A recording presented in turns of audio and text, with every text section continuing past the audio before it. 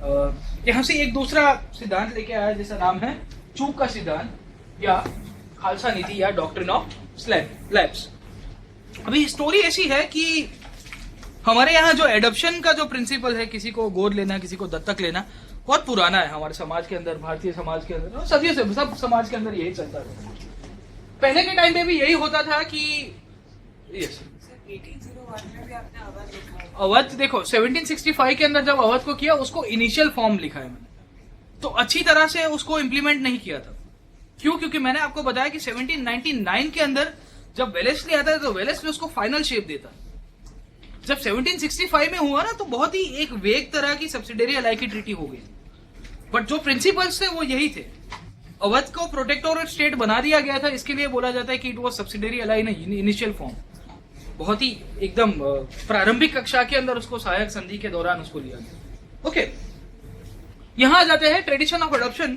So Indian society, जो भारतीय समाज है या आप दुनिया का कोई भी समाज देख लो, वहां पे अडॉप्शन और ये आपका पूरा का पूरा जो प्रिंसिपल है जो चलता है, जहाँ किसी को गोद लेना, बहुत ही नॉर्मल चीज थी कि अगर आपका वंश आगे नहीं बढ़ रहा है तो यू अडॉप्ट समवन और उसके बाद आप उसको अपना नाम देके पूरा का पूरा अपना डायनेस्टी को और अपने वंश को आगे बढ़ाने की कोशिश करते रहते हो, ठीक है।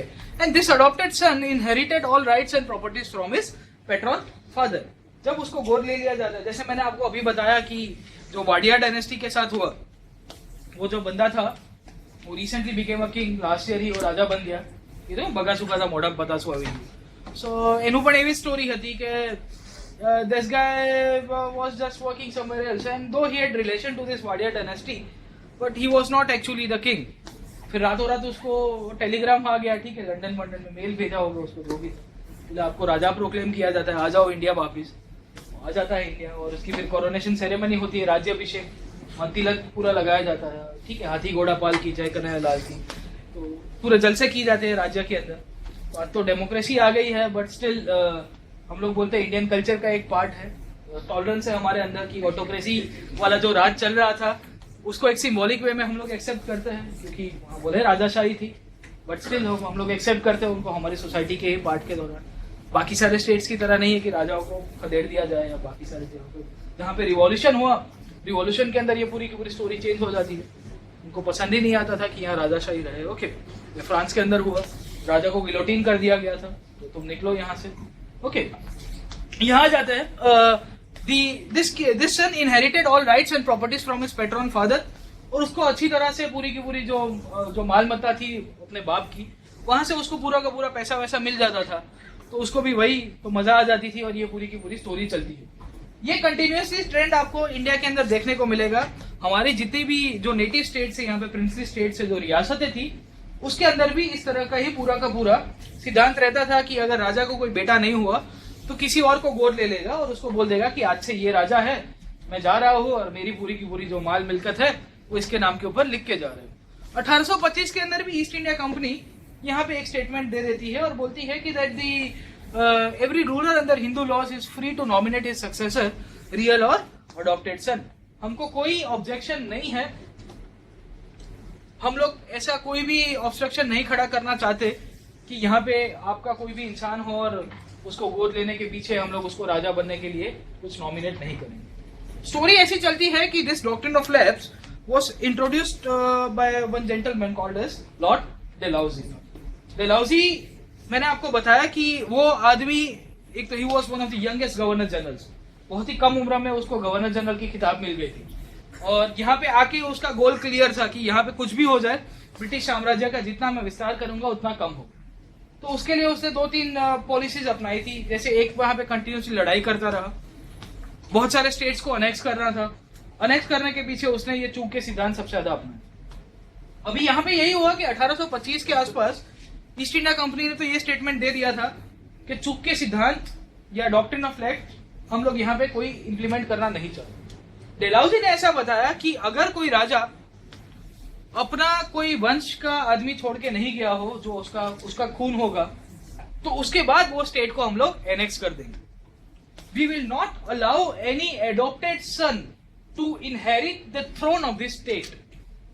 आपकी राज्य की गद्दी के ऊपर कोई भी आपका जो भी एडॉप्टेड आपका जो भी वंशज होगा, जिसको आपको गोद ले रहे हो, उसको हम लोग अडॉप्ट नहीं करते। अब स्टोरी देखिए कि 1840 1848 से लेके 1856 तक जब डेलाउजी यहाँ पे रूल कर रहा था, तब उसने ये चूक के सिद्धांत को सबसे ज्यादा उसका इम्प्लीमेंटेशन किया, उसका एग्जीक्यूशन किया।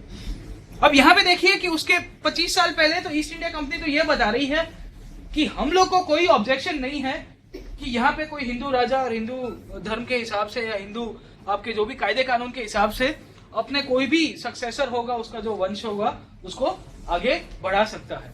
1830 तक आते आते कंपनी की पॉलिसीज के अंदर चेंज होता है। तो ये कैप्टन रसेल थोड़े खुश थे, यहाँ पे ये थोड़ी उंगली करते हैं और बोलते हैं that the government may accept or reject according to the situation the application of Indian rulers to nominate his adopted son as his here.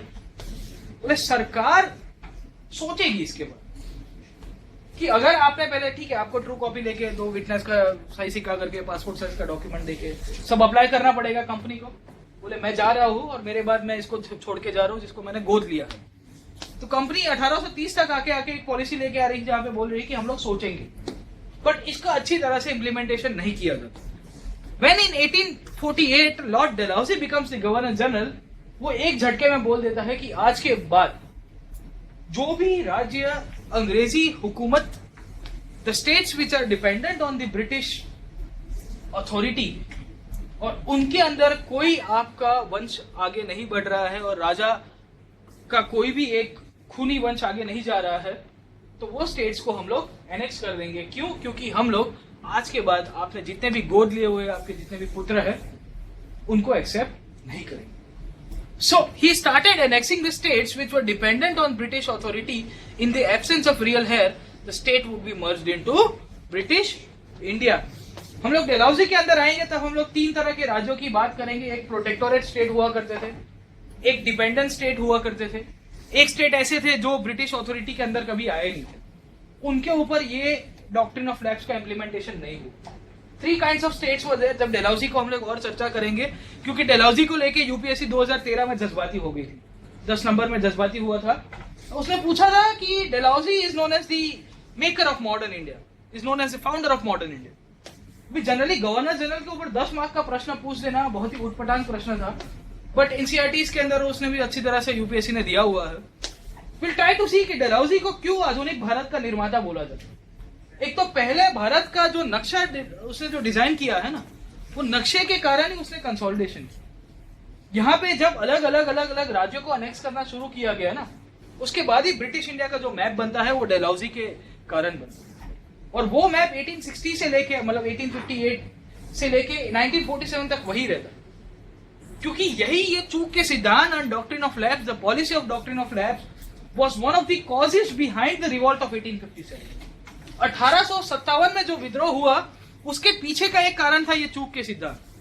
क्यों? क्योंकि डेलाउजी ने क्या किया कि जो राज्य थे उनके राजा गुजर गए और उनका कोई वंश नहीं था, तो उनको डायरेक्ट विलय कर दिया, उसका मर्जर कर दिया, उसका एनेक्सेशन कर दिया ब्रिटिश स्टेट के अंदर। तो वहां के राजा और दूसरे रानी जो थे उनको पसंद आएगा? आप ठीक है, रानी सोच रही होगी कि मैं अभी राजा जी चले गए हैं तो मेरे हाथ में सत्ता आएगी। वैसे ही एक रानी थी 1857 में विद्रोह करती है जिनका नाम है झांसी की रानी, जहां पे वो स्लोगन ही ये देती कि मेरी झांसी नहीं दूंगी, I will not give my Jhansi back to you. What does that mean? That mean that the Dalhousie and his administration who tried to capture the power from the Rani of Jhansi, उसका यही कारण था क्योंकि चूक का सिद्धांत यहां झांसी के ऊपर उसने अप्लाई किया। क्यों? क्योंकि उसके राजा गुजर गए, अभी उनका कोई वंश था नहीं, तो ये अडॉप्टेड सन को अंग्रेजों ने मना कर दिया कि इसको हम लोग जेन्युइन राजा नहीं मानते हैं, तो उसको हम लोग ये स्टेट को अनेक्स कर देंगे। सतारा को 1848 के ऊपर सबसे पहले तलवार पड़ती। ये सतारा कैपिटल हुआ करता था आपका पूरा का पूरा पुणे, जो आपका भोसले वंश था उसमें।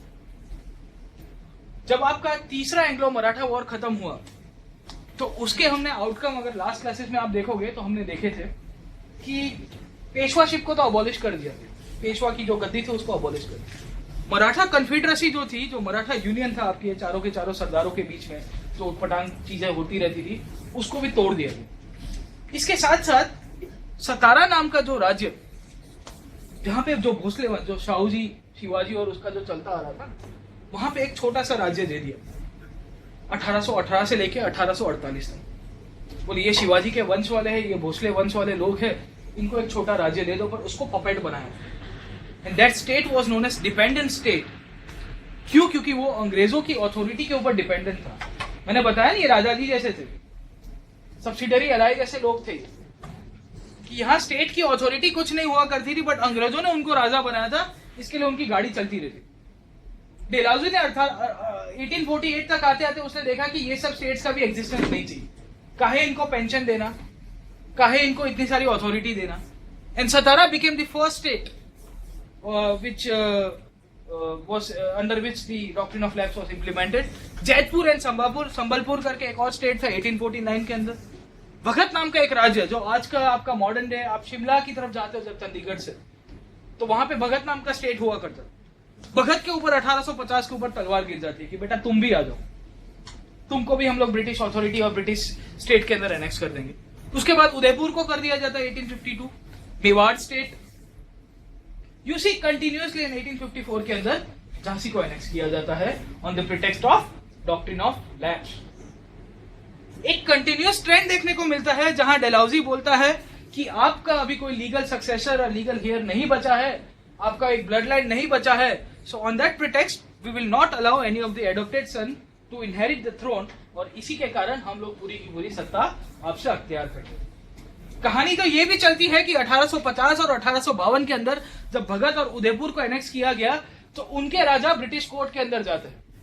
That annexation is false. ये आपने जो विलय किया है हमारे राज्यों का, वो गैर कानूनी है। तो ब्रिटिश कोर्ट ने बताया कि ये कैसे गैर कानूनी आप बता सकते हो? बोले हमारे वंशज है, थोड़े बाहर घूमने गए और देखो अभी डीएनए कुछ कराया होगा। इंपॉर्टेंट एस्पेक्ट हमारे लिए ये है that the Britishers used to believe in rule of law, विधि द्वारा कानून, विधि द्वारा शासन पूरा का पूरा चला। और विधि द्वारा शासन के अंदर ये चीज बोली जाती है कि अगर विधि के अंदर लिखा है कि ये गैर कानूनी है तो उसको वापिस करना चाहिए। The Bhagat and Udaipur states were given back to the kings. This was how the British state used to function. वो बोलता था कि रूल ऑफ लॉ तो रूल ऑफ लॉ है। इन्होंने प्रूव कर दिया कि हमारे वंशज थे, और ये डेलाउजी ने जो पूरा का पूरा एनेक्सेशन किया वो गलत तरह से किया है, that the states were given back to the kings again. So important aspect for us to understand, 1854 के अंदर जब झांसी को अनेक्स कर दिया जाता है, और इसी का ही सहारा लेके जब 1857 का विद्रोह हुआ तो रानी की झांसी भी कूद पड़ती है कि मुझे भी मेरा अपना राज्य वापिस चाहिए। नागपुर वॉज अनेक्स्ड इन 1854। बहुत सारे राज्यों का अनेक्सेशन हुआ और उसके बाद ही यहाँ पे पूरा ब्रिटिश इंडिया का मैप कंसोलिडेट हुआ। So one of the reasons behind Dalhousie is known as maker of modern India. आधुनिक भारत का निर्माता डेलाउजी को बोला जाता है, उसके पीछे का कारण यही है। क्यों? क्योंकि उसके बाद जो प्रिंसली स्टेट्स बचे वो as it is, almost as it is ऐसे ही रहे। 1947 तक ऐसे ही रहते। 565, 567 कितना भी, जो भी एक दो नंबर आगे पीछे होता रहता है। But this was the map which was consolidated by Dalhousie. दूसरा और भी देखेंगे, मिलिट्री में रिफॉर्म्स करता है, एडमिनिस्ट्रेशन में रिफॉर्म्स करता है, पीडब्ल्यूडी की इंप्लीमेंटेशन करता है, इंडिया को ग्लोबलाइज करता है, पोर्ट्स का establishment. The ports at Karachi, Bombay and Calcutta were the thoughts of Dalhousie. Dalhousie ने सोचा था कि इस तरह से हम लोग को डेवलप करें। एग्रीकल्चर, कैनॉल्स बनाता है, पोस्टल सिस्टम, मॉडर्न रेलवे का introduction, modern education, Charles Wood dispatch was under the leadership of Lord Dalhousie. एक चीज ऐसी नहीं है जो भारत के अंदर आपको कंटिन्यू, डेलाउजी का एक उसकी आत्मा घूमती रहती होगी, ऐसा इंसान है। ठीक है, डेलाउजी and मकॉले। This doctrine of lapse is applied on those states who already signed a subsidiary. Yeah, they were kind of dependent state. मैं आऊंगा उसके अंदर। इसके लिए वो ऐसे स्टेट थे जो एक पपेट की तरह ऑलरेडी एस्टेब्लिश किए गए। Only the kind of states, दो तरह के स्टेट्स से, डिपेंडेंट स्टेट से, फिर प्रोटेक्टोरेट स्टेट से, एक दूसरे ऐसे स्टेट से जिनके ऊपर ये लागू नहीं हो रहा। Okay, because this were the states which were dependent on the British authority on one thing और द अदर। उनके राजाओं को पेंशन्स मिलता था और ये Not necessary on subsidiary alliance. Sorry, not necessary on subsidiary alliance. ठीक है, एक सब्सिडियरी अलायंस भी एसेंशियली देखोगे तो वो डिपेंडेंट स्टेट की कैटेगरी में ही आते हैं। ओके, सो पूरा का पूरा ब्रिटिश इंडिया का map. Sorry, Woods dispatch, the first dispatch, the first was the 1833 in modern education, where this thing, Macaulay's Minute was important in 1835. Woods dispatch came in 1854. Charles Wood was the president of Board of Trade, आपका Board of Control का जो trade का जो authority थे, and वो Magna carta बोलते हैं आधुनिक भारत के शिक्षण के अंदर, ठीक है, 1854 के अंदर होता है। सबसे पहले होता है वो मैकॉलेज मिनट होता है। Under the Macaulay's unit the modern education was established. हम लोग आएंगे उसके अंदर जब किस तरह से आधुनिक शिक्षण की स्थापना की जाती है भारत के अंदर, बट वो ज्यादा चलता नहीं। नेक्स्ट क्लासेस के अंदर हम लोग नेक्स्ट फ्राइडे को जब वही इसके ऊपर डिस्कशन करेंगे कि आधुनिक शिक्षण किस तरह से उसका फाउंडेशन रखा गया। कंट्रोवर्सी हुई एंग्लिसिस्ट ओरिएंटलिस्ट उसके पहले होती है, और उसके बाद ही ये ओरिएंटलिस्ट व्यू जीत जाता है, और उसके बाद ही मॉडर्न एजुकेशन की शुरुआत होती है, जिसको मैकॉलेज मिनट कहते हैं। ओके, यहाँ आ जाता है 1854 में वुस्टर dispatch. Consider the following principal states of British rule in India: Jhansi, Sambalpur, Satara. The correct chronological order in which they were annexed by the British.